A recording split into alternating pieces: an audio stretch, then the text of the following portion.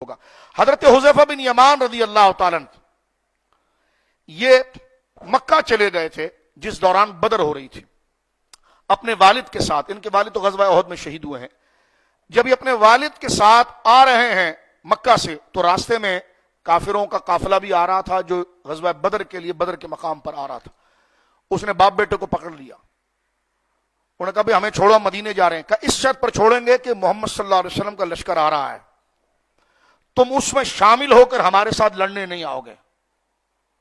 تو اتنی بھگدڑ مچی تو انہوں نے کہا جی ٹھیک ہے، تو کہا جو چھوڑ دیا تمہیں۔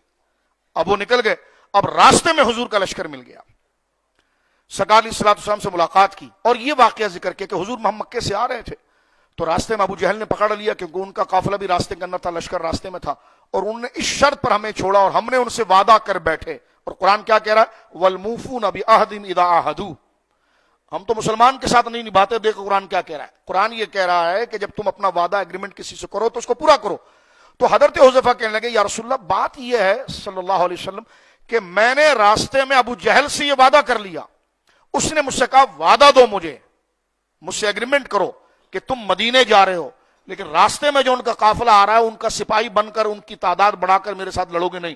تو حضور میں نے وعدہ کر لیا، اب کیا کروں؟ تو بدر ہے، حضور کو بندوں کی ضرورت ہے، بدر کی طرف چلے جائیے۔ اب 313 317 سامنے 1000 کا لشکر، اور بندے تو کہیں سے بھی پکڑ کے جنگ لڑنی ہے اب، لیکن حضور فرما نہیں تم مدینے جاؤ۔